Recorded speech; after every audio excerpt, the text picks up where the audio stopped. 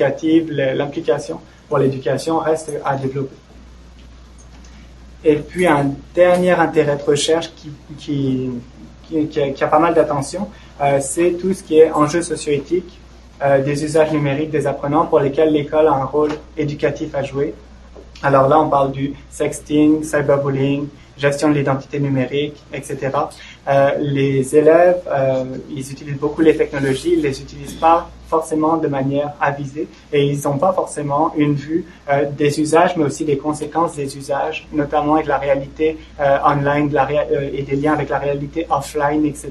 C'est toutes des dimensions que les jeunes ont finalement assez de difficultés à appréhender et qui posent des vraies questions qui sont quasiment d'ordre social avec justement sexting, cyberbullying, etc., qu'on trouve beaucoup dans la presse et qui commencent à être explorés là au niveau de l'approche sociocritique du numérique en éducation, avec notamment des programmes très intéressants au niveau de l'éducation aux médias pour ces thématiques-là. Comment éduquer les jeunes pour qu'ils aient finalement des usages avisés des technologies lorsqu'ils les utilisent en contexte extrascolaire.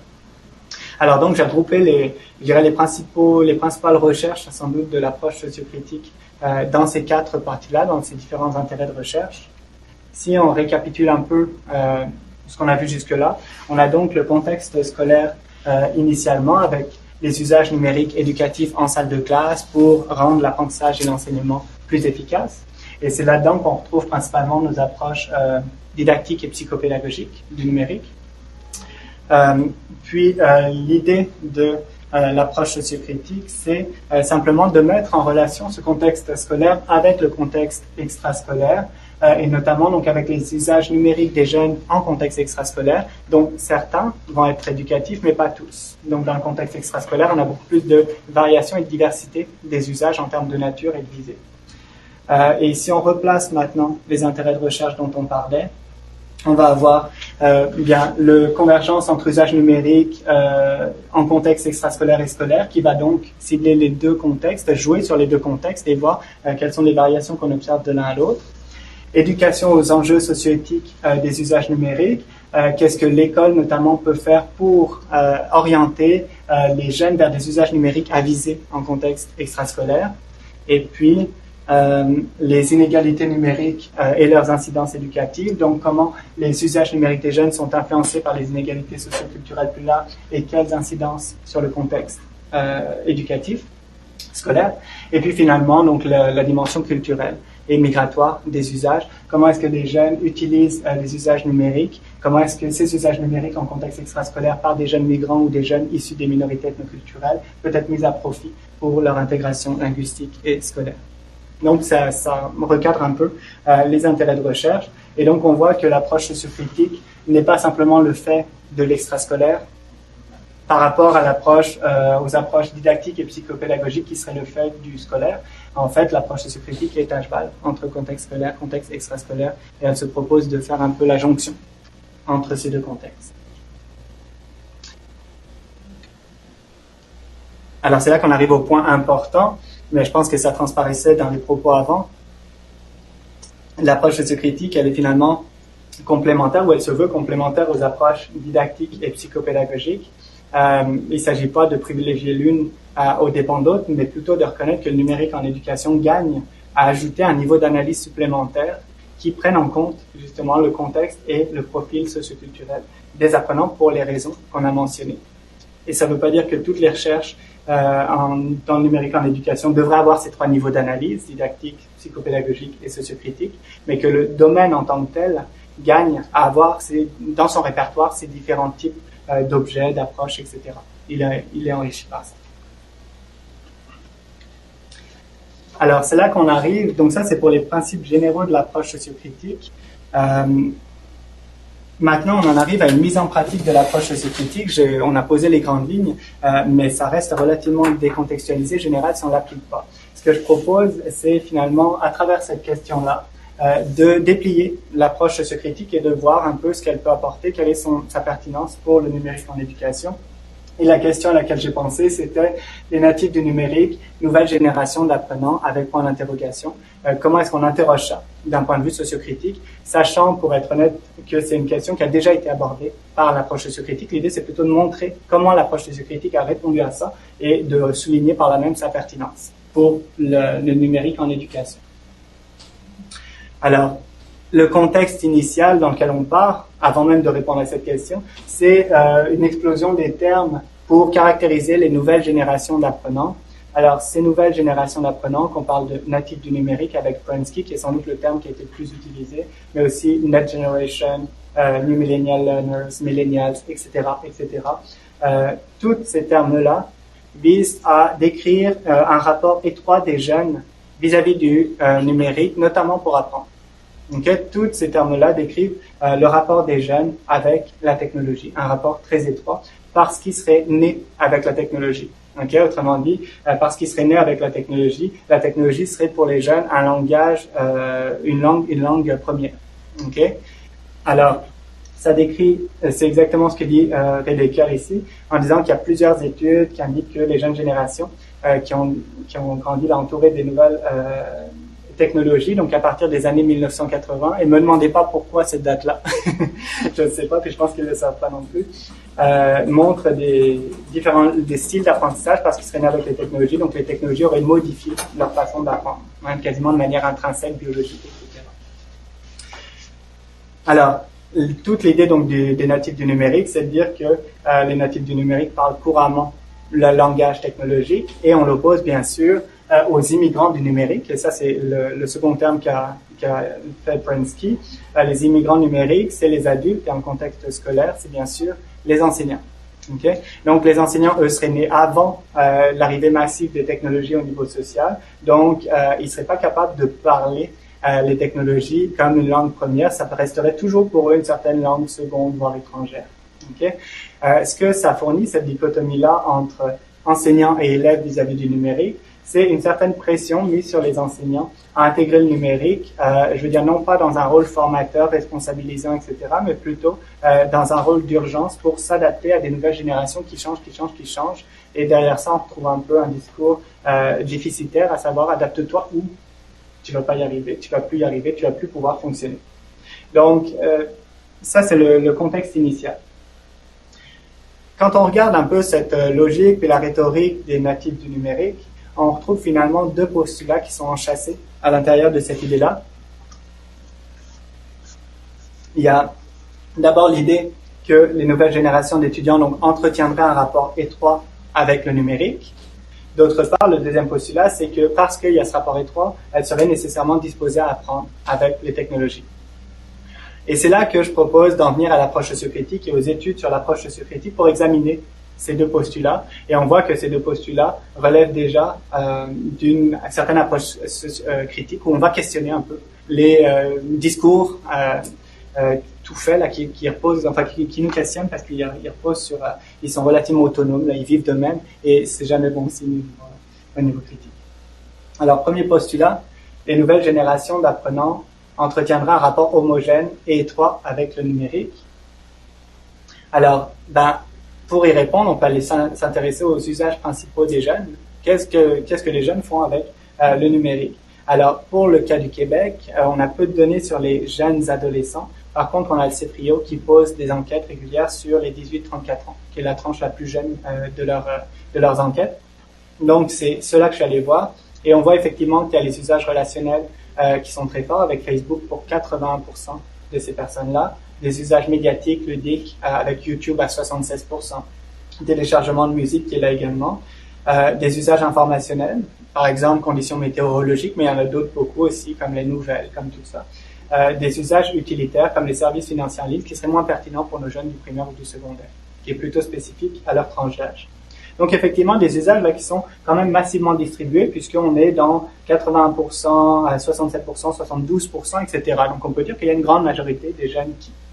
D'accord? On retrouve aussi là-dedans des usages numériques éducatifs, même s'ils ont moins été renseignés parce que, précisément, on est plutôt ici dans l'ordre de la sociologie des usages qui s'est moins intéressé aux dimensions éducatives.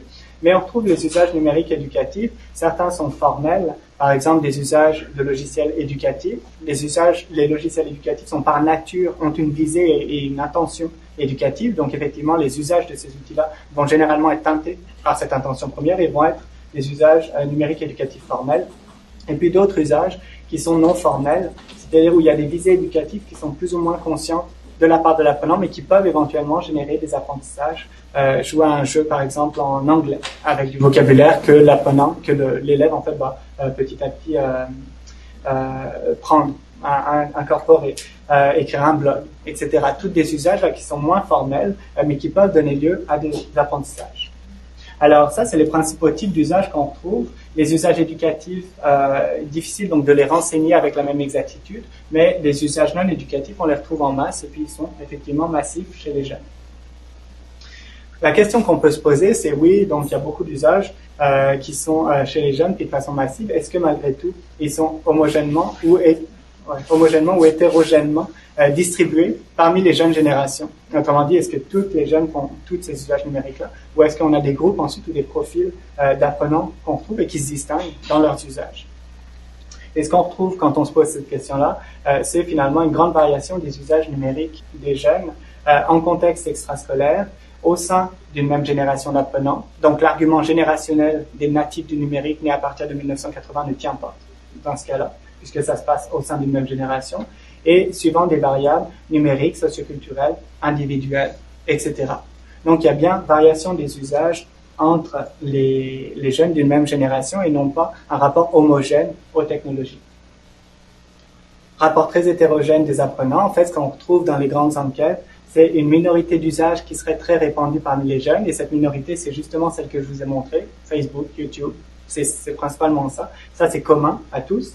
Par contre, une majorité d'usages qui sont spécifiques à certains profils socioculturels d'élèves et qui vont être liés à des variables, notamment socioculturelles, individuelles et numériques, avec, comme je vous le disais, le revenu des parents, avec la diplomation, mais aussi avec d'autres variables plus complexes et dans des combinaisons toujours particulières. En somme, ça nous ramène au thème des inégalités numériques. Et dans ces majorités d'usages spécifiques, on va retrouver aussi des usages éducatifs. Donc, certains profils d'élèves vont développer des usages éducatifs avec le numérique en contexte extrascolaire, notamment par modélisation des parents, par accompagnement, etc. D'autres vont développer moins d'usage numérique des technologies. Donc, un rapport plus ou moins éducatif aux technologies. Alors, si on vient sur notre premier postulat, les nouvelles générations d'apprenants entretiendraient un rapport homogène et étroit avec le numérique, parce qu'elles seraient nées entourées de numérique, finalement, on peut le remettre en cause dans la mesure où c'est pas le cas. En fait, les usages numériques sont plus marqués par des variations quasiment que par des tendances homogènes. Postulat 2, les nouvelles générations d'apprenants seraient favorablement disposées à apprendre avec le numérique, notamment en contexte scolaire. Et là, ça nous amène à ce que Buckingham appelle la nouvelle fracture numérique. C'est cet écart entre les usages numériques à l'école et à l'extérieur de l'école. Je vous disais tout à l'heure que c'était quasiment un non-intérêt de recherche il y a encore assez peu de temps. Puis petit à petit, là, les chercheurs qui s'y sont penchés ont vu que c'était pas si évident que ça d'assumer ce transfert d'usage. Alors pourquoi? Là, c'est parce qu'on retrouve une divergence dans les outils et les fonctions utilisés. Par exemple, les outils utilisés en contexte scolaire et les outils utilisés en contexte extrascolaire sont habituellement pas les mêmes. D'accord? On a Facebook beaucoup dans le domaine extrascolaire. On a Moodle, par exemple, à l'université. Même pour les jeunes universitaires, là, c'est pas, Moodle, ça fait pas partie de leur quotidien extrascolaire. D'accord? C'est un ajout.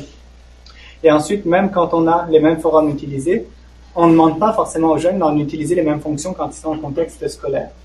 Et Flukiger donne un très bon exemple de ça avec le forum en ligne, le forum de discussion. Les jeunes utilisent le forum en contexte extrascolaire. Certains d'entre eux l'utilisent. Mais quand ils l'utilisent, c'est généralement parce qu'ils ont un problème technique avec, par exemple, l'ordinateur, puis qu'ils ont besoin d'une réponse factuelle. Donc, ils vont aller fouiller dans le forum Mac, etc. Ils vont aller chercher des pistes de solutions, puis ils vont les tester, et par essai-erreur, ils vont résoudre leurs problèmes. Donc, on se dit, il y a un forum qui est utilisé en contexte extrascolaire, utilisons-le en contexte scolaire, capitalisons là-dessus, finalement. En fait, quand on l'utilise en contexte scolaire, on l'utilise majoritairement pour faire écrire les élèves vis-à-vis d'un apprentissage donné, ce qui est tout à fait logique. Par exemple, le style argumentatif. Donc, tu parles d'une idée, puis tu donnes ton argument, etc. Donc, on part d'une posture de réception et de consommation au niveau du contexte extrascolaire à une posture de au niveau scolaire, où on leur demande de produire, etc. Ce qui n'est pas la même chose pour les élèves. Donc, même quand on a les mêmes outils utilisés à travers les contextes, ça ne veut pas dire que les élèves, on les met dans les mêmes fonctions de ces outils-là. Et certaines fonctions, bien sûr, sont plus développées, sont plus familiers avec certaines fonctions que d'autres. On le retrouve très bien aussi avec Word, le logiciel Word, ne serait-ce que pour générer une table des matières. D'accord? Ce que beaucoup d'élèves ne savent pas faire alors qu'ils utilisent Word pour plein de choses par ailleurs. Ensuite, on trouve aussi une divergence dans les compétences numériques attendues. Les compétences en contexte extrascolaire sont souvent très ciblées. Ouvrir un compte, ça pose de problème à personne. Par exemple, les apprenants savent le faire parce qu'ils ont compris généralement courriel, mot de passe. Et puis ensuite, tu vas valider ça avec ton adresse courriel, puis ça t'ouvre ton compte et c'est bon. Il y a des apprentissages très ciblés comme ça qui sont faits. En revanche, il y a beaucoup de compétences qui sont pas nécessaires dans le contexte extrascolaire, donc pas nécessairement développées. Et par ailleurs, quand on leur demande de verbaliser un peu ce qu'on fait, puis là je réfère encore à la thèse de Fukige, on se rend compte qu'ils ont une verbalisation très très approximative de ce qui se passe, d'accord, dans le numérique. Donc finalement une compétence qui est efficace pour ce qu'elle fait, mais qui est peut-être pas efficace pour ce qu'elle devrait faire ou ce qu'elle peut faire au niveau éducatif en contexte scolaire. Alors c'est pas parce qu'ils utilisent beaucoup qu'ils sont compétents, et c'est pas parce qu'ils sont compétents avec les technologies pour apprendre. Tout ça, ça renvoie aussi à une divergence dans la posture de l'usager avec le contexte extrascolaire où les jeunes ont beaucoup d'agentivité, beaucoup d'autonomie, beaucoup de prise d'initiative, c'est beaucoup du j'ai besoin, j'ai pas besoin, etc. Des usages éducatifs qui sont mêlés aux usages non éducatifs, en allant du formel à l'informel, etc. Et du formel et informel. Donc, certains usages éducatifs qui vont être très formels, comme l'utilisation de Wikipédia pour faire ses devoirs, d'autres usages éducatifs qui vont être beaucoup plus fuyants, difficiles à observer, parce que ça va dépendre de l'intention ou de la visée de l'apprenant. Au contraire, en contexte scolaire, forcément l'apprenant a moins d'agentivité parce que l'activité a été prévue par l'enseignant. Elle est généralement consignée, balisée dans un temps donné avec des consignes particulières. Elle est éventuellement évaluée, etc. Et puis, les usages faits sont des usages éducatifs uniquement, et en fait, heureusement, quasiment, mais c'est quand même un certain type d'usage éducatif qui est particulièrement caractérisé par le formel. D'accord? Donc, on dit explicitement qu'on veut apprendre ça et qu'on va le faire à travers les technologies, ce qui n'est pas toujours le cas dans le contexte extrascolaire. Donc, il y a finalement une série de divergences entre les contextes scolaires et extrascolaires qui laissent penser que le transfert entre les usages numériques en dehors de l'école et à l'école n'est pas si évident que ça pour les jeunes. Alors, si on vient sur notre postulat 2, les nouvelles générations d'apprenants seraient favorablement disposées à apprendre avec le numérique en contexte scolaire. Là encore, on peut le nuancer puis se dire, pas nécessairement. D'accord? C'est pas parce qu'ils utilisent beaucoup les technologies, comme je disais, qu'ils sont prêts à apprendre avec quand ils sont en contexte scolaire ou qu'ils ont eu l'occasion de développer ces usages spécifiques-là. Alors, ça nous amène aux implications éducatives de l'approche sociocritique. Quand on s'intéresse à des questions comme ça, une fois qu'on a, je dirais, cadré nos affaires de cette manière-là, qu'est-ce que ça nous donne pour l'éducation, au sens large? Ce qu'on en retire en premier lieu, c'est que les natifs du numérique, le concept même relève d'un discours principalement idéologique qui est finalement assez peu empiriquement fondé. Il n'y a pas d'études qui prouvent qu'il y a une génération distincte dans sa manière d'apprendre, etc. C'est beaucoup plus varié. Et puis, c'est pas forcément la ligne générationnelle n'agit pas comme principe directeur des usages numériques entre ces générations puis celles d'avant. Ça nous amène à reconsidérer la disposition des apprenants à apprendre avec le numérique et une différence à faire donc entre les dispositions majoritairement positives des jeunes à l'égard du numérique et leur capacité à en tirer profit pour apprendre. C'est autre chose qu'on demande et il y a des spécificités dans les fonctions, dans les usages qui interviennent dès lors qu'on parle d'apprendre avec les technologies qu'il ne faudrait pas négliger et qui relèvent spécifiquement sans doute du mandat scolaire, d'accord, parce qu'elles n'interviennent pas nécessairement en contexte extrascolaire. Reconsidérer l'écart numérique entre les apprenants et les enseignants. Les usages numériques des jeunes sont variables, donc les usages numériques éducatifs sont sans doute à investir de la part des enseignants. Et je cite ici une citation de mon collègue Guichon, qui me paraît tout à fait intéressante. Il dit entre les natifs du numérique et les experts numériques, il y a donc un écart, c'est ce qu'on a vu plus tôt dans la démonstration. Et cet écart-là, l'institution scolaire peut s'employer utilement à le combler, ce qui signifie que les jeunes seront toujours mieux que l'enseignant ou meilleurs, plus compétents pour utiliser les technologies. L'enseignant sera a priori pas mal mieux pour savoir comment utiliser les technologies à des fins d'apprentissage. D'accord? Donc, il y a un rôle à investir par l'enseignant qui est plus responsabilisant et qui est moins déficitaire que celui de lui dire réagis aux technologies parce qu'elles envahissent la société, donc tu dois le faire toi-même. Donc, un discours ici qui est plus responsabilisant où on reconnaît à l'enseignant la part pédagogique qui peut jouer dans le développement d'usages spécifiquement éducatifs en lien, mais tout de même différemment, des usages qui sont développés en contexte extrascolaire. Et puis, reconsidération du rôle de l'école au regard de l'intégration du numérique. Comme on le disait plus haut, l'école a beaucoup intégré le numérique pour réagir aux évolutions sociales et aux nouvelles générations d'apprenants. On peut penser que le rôle de l'école, là encore, c'est peut-être plus responsabilisant si c'était d'assurer le développement d'un rapport éducatif, si possible, homogène, ou en tout cas en veillant à ce que le rapport éducatif soit un peu homogène entre les élèves, indépendamment de leur contexte socioculturel et des variations que ce contexte-là génère. C'est aussi un des rôles de l'école d'une manière générale là, que d'essayer de niveler les connaissances, les apprentissages, les compétences des élèves. Elle y réussit plus ou moins, mais en tout cas, le mandat en tant que tel, ce mandat-là, paraît plus porteur que de simplement pressuriser l'école pour qu'elle réagisse à des soi-disant nouvelles générations d'apprenants qui sont difficiles à prouver de cette manière-là.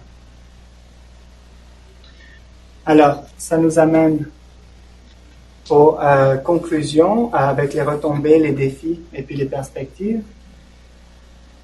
Retombées de l'approche sociocritique pour le numérique en éducation.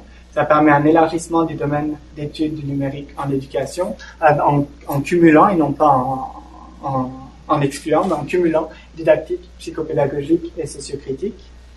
Ça permet aussi un élargissement de la conception de l'apprentissage à travers les contextes et pas simplement en contexte scolaire, et puis du formel à l'informel.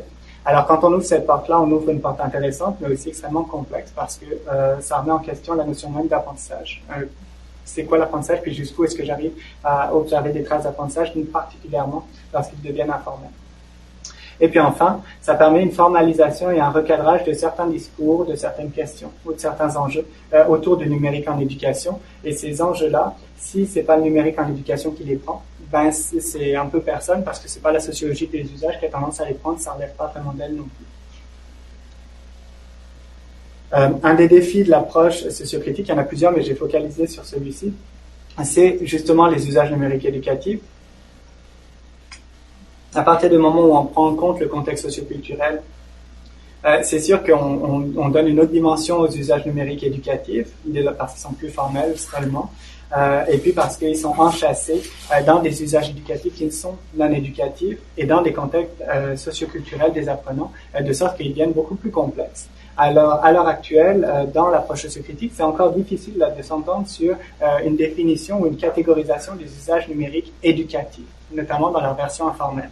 Ce qui est gênant parce que c'est un peu l'unité minimale avec laquelle on aimerait aborder l'approche sociocritique. Donc, c'est une réflexion qui est en cours, mais globalement, on n'a pas une typologie. En même temps, je ne sais pas si ça va arriver, puis même si c'est souhaitable, mais en tout cas, il est difficile là d'arriver à identifier, catégoriser finement les usages numériques éducatifs des jeunes à travers ces contextes et à travers les formes que ça peut prendre.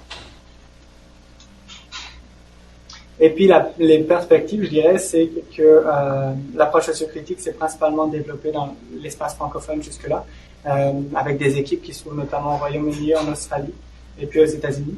Donc, c'est des groupes qui se parlent, des groupes qui collaborent, etc. C'est sûr qu'on n'en est pas là dans l'espace francophone.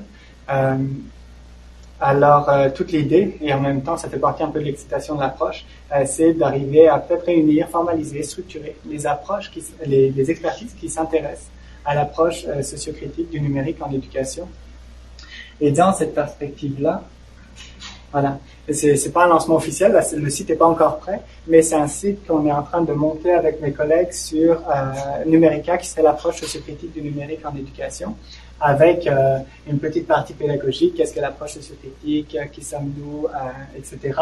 Et puis ensuite, un portail d'actualité, avec notamment les articles scientifiques qui sont produits sur le sujet, les livres et les rapports, les vidéos, les conférences en fait scientifiques qui sont données, les ressources méthodologiques, les ressources pratiques, les événements, les conférences, etc. qui ont lieu, et puis l'actualité. Donc c'est comme un portail d'actualité sur l'approche sociocritique qu'on est en train de développer, et qui sera bientôt en fonction à partir de l'hiver sans doute. Et puis dans ce portail-là, il y aura une partie web conférence et puis l'idée ce serait d'aller chercher des experts du domaine pour qu'ils puissent présenter leurs résultats de recherche et derrière ça, donc d'organiser un peu, notamment dans la sphère francophone, en lien avec nos collègues anglophones, le développement de l'approche sociocritique, créer des liens, créer des rapports, mettre ça à jour pour donner un peu de visibilité à cette approche dans le domaine du numérique en éducation. Voilà, ça termine la présentation donc, que j'avais à faire de l'approche sociocritique. Je ne sais pas s'il y a des questions là-dessus. Merci, Sylvain.